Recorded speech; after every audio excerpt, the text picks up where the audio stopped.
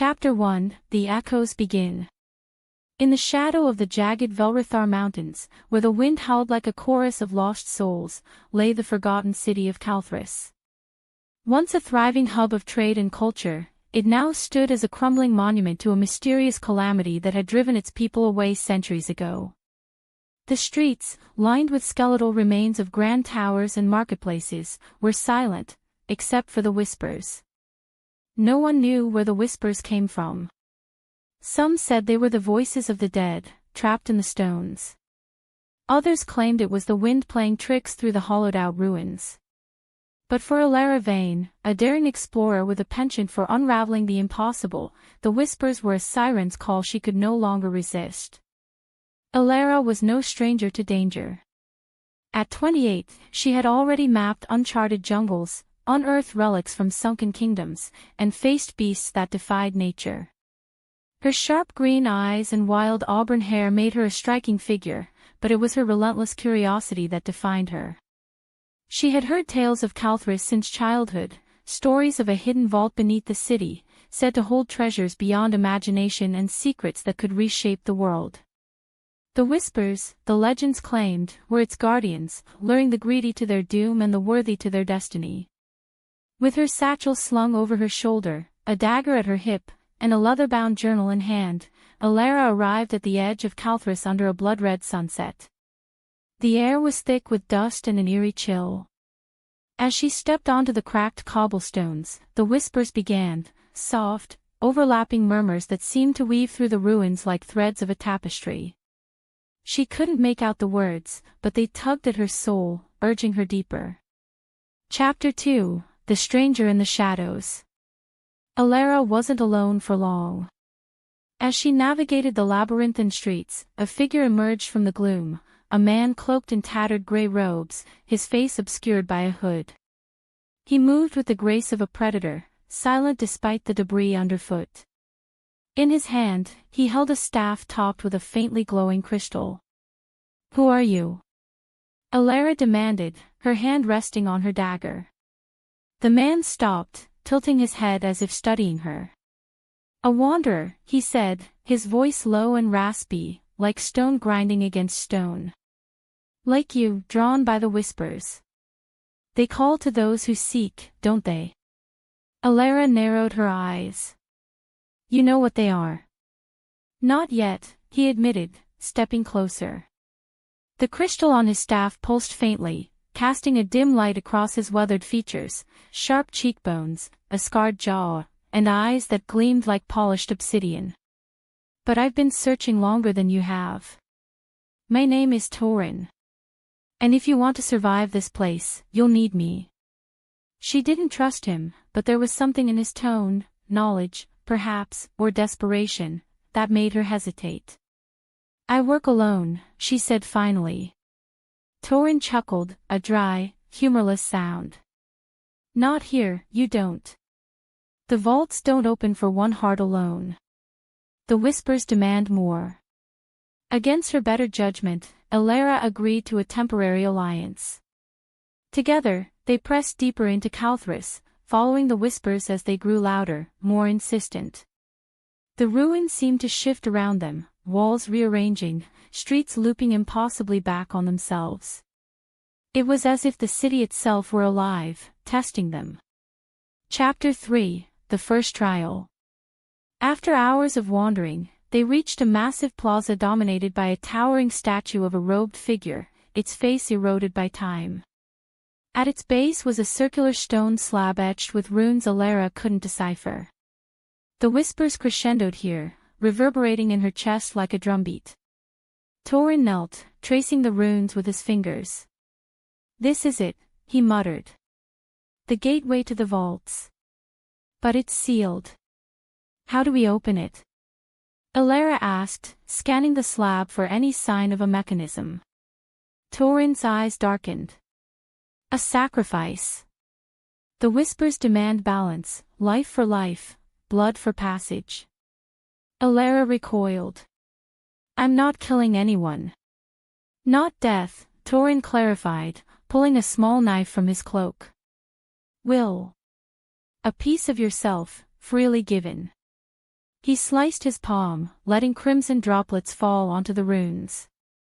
The stone trembled, and the whispers sharpened into a single, clear voice, "Prove your resolve." Reluctantly, Elara followed suit, wincing as her blood mingled with his. The slab split open with a groan, revealing a spiral staircase descending into darkness. The air that rushed up smelled of ancient earth and something metallic, iron, or perhaps blood. As they descended, the whispers faded, replaced by an oppressive silence. The staircase ended in a vast chamber lined with stone arches, each carved with scenes of war, betrayal, and triumph. At the center stood a pedestal holding a silver orb that pulsed with faint light. "A key," Torin said, stepping forward. But as he reached for it, the floor shuddered, and the arches began to glow. Shadows detached from the walls, coalescing into humanoid figures, warriors clad in spectral armor, their eyes burning with cold fire. The first trial had begun. Chapter 4: The Guardians of Velrathar. The Shadow Warriors attacked without warning, their blades slicing through the air with unnatural speed. Elara dodged a strike and countered with her dagger, but it passed harmlessly through the figure. Torin fared better, his staff's crystal flaring as he struck, dispersing one of the specters in a burst of light. "They're bound to the orb," he shouted. "We need to claim it." Elara ducked another blow and sprinted toward the pedestal, her heart pounding. The whispers returned, now a cacophony of voices screaming in her mind, warnings, pleas, threats. She reached the orb and grasped it, expecting resistance, but it came free easily. The moment she did, the Shadow Warriors froze, then dissolved into mist.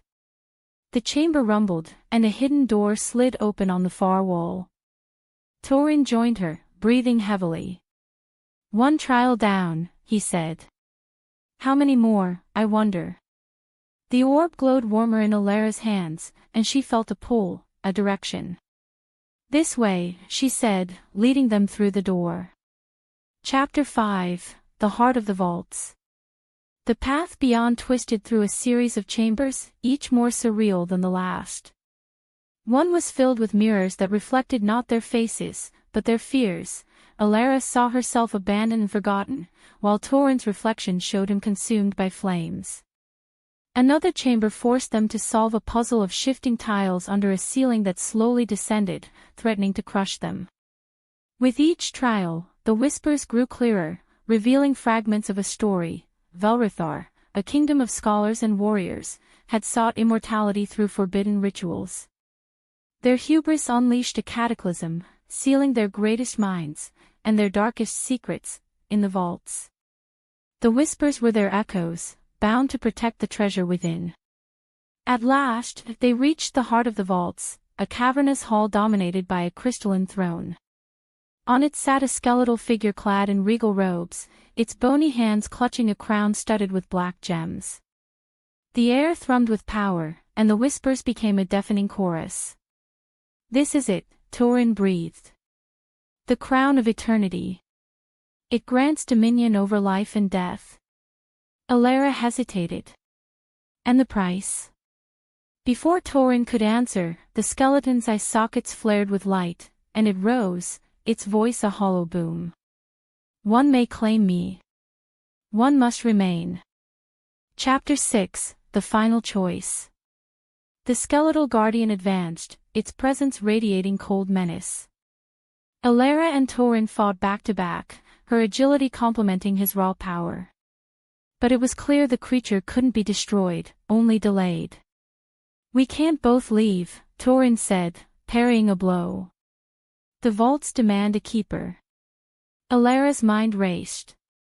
The crown tempted her, its power could heal the sick, end wars, rewrite history. But at what cost? She glanced at Torin, seeing the hunger in his eyes. He wanted it too, perhaps more than she did. "I'll stay," she said suddenly. Torin faltered. "What?" "You've searched longer. Take it and go."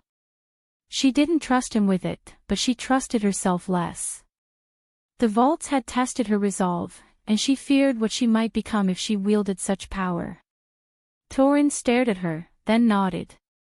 He seized the crown, and the guardian stilled, its light fading. The hall trembled as a passage opened to the surface. Thorin hesitated at the threshold. "You're a fool, Alara vain. But a noble one." He vanished into the light, and the passage sealed behind him. The whispers enveloped Alara, no longer menacing but mournful. She sat on the throne, the orb still in her hands, and felt a strange peace. The vaults were hers now, their secrets hers to guard. Epilogue: The legend lives. Years later, tales spread of a man wielding a crown of black gems, a king who defied death itself. But other stories emerged too, of a woman in the ruins of Calthris, a guardian whose voice joined the whispers, warning the unworthy away. Explorers came, drawn by the promise of treasure, but few returned. Those who did spoke of a city that shifted, a vault that tested, and a presence that judged. The whispering vaults of Velrathar endured, a mystery wrapped in a legend, waiting for the next soul bold enough to heed its call.